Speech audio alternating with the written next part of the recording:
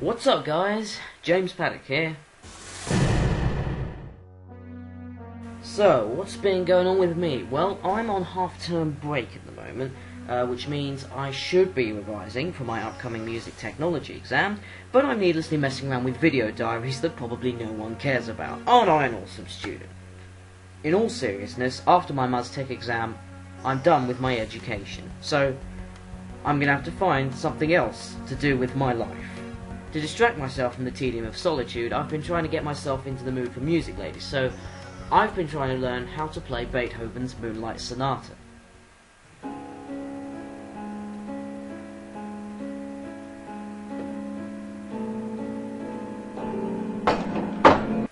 It's not going well.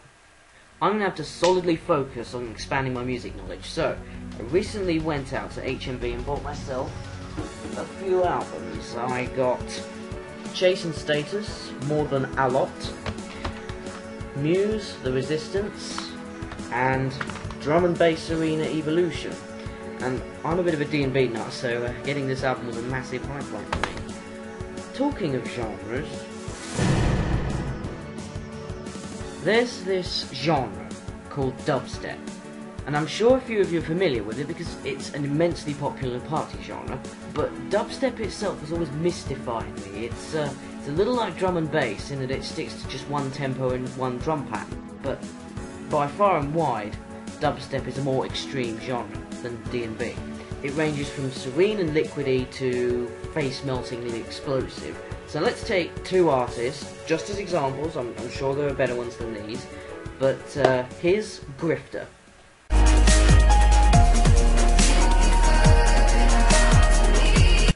And here's Skillz.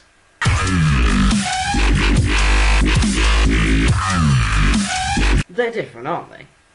Now here's the thing, Skillz gets a lot of flack for producing music which is supposedly more akin to what's known as Brostep. Really? Subgenres for dubstep? Isn't 140 beats per minute with snare on the third beat specific enough for a genre? Now there have to be subdivisions of that? Anyway, it appears it doesn't matter. Some people get pissed off that Skillz's music isn't real dubstep. Well, why not? Just because it sounds more balls-out noisy to the usual doesn't make it an entirely new genre. Personally, I'm open-minded. I like dubstep in all incarnations. I even like modestep. Yep, I like modestep. The dubstep foursome that everyone knocks on for being too mainstreamy. But to me, dubstep is dubstep.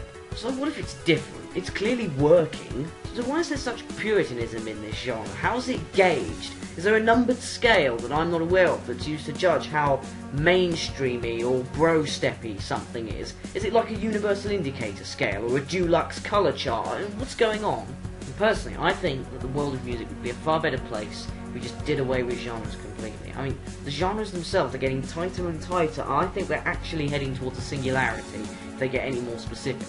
People should be allowed to do their own thing by experimenting with forms of music without being subjected to puritanical criticism. So keeping the genre pure is exactly what we don't want.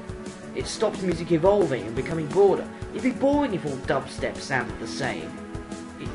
It almost does now, though I've heard enough to know that sticking to the conventions of dubstep is an art in itself. That's been my rant for the week. In a recent video, I revealed that my video game music project for the game Harmony was done, and for those interested, here's the artwork that the game's creator Thomas van der Velden made for me. Isn't that cool? I made the MIDIs available for download. There are 13 tracks, although I can only show 12 on that video, but I think I can say they're my best stuff yet. They are only MIDIs, so they won't be truly representative of what I'm capable of when it comes to production. I do all that in Prepared Reason, which is a seriously powerful digital audio workstation. And I will hopefully convert those tracks and sort of soup them up a bit with Reason so they can be made into MP3s in the next month or so. I'm guessing. I don't know how long it will take me to remake those tracks, but here's hoping not too long, within the month. Something like that. Something else I've been working on is recreating MIDI versions of Pendulum songs, and I've got a link in the description to most of my, well, all of my most recent Pendulum MIDIs. I most recently did Granite, which I'm quite proud of because I do these all by ear and by figuring out the notes and the chords and the pitch slides, all by trial and error. So please check them out if you have time. The link is in the description. And talking of awesome stuff, that brings me neatly to the epic song of the moment, which is Otacon by Reso. I think that's how you say his name. If you like dubstep or if you like any industrial music at all, be sure to check it out, because it's got some really well put together mechanical noises in it, and it wouldn't sound out of place in a video game at all.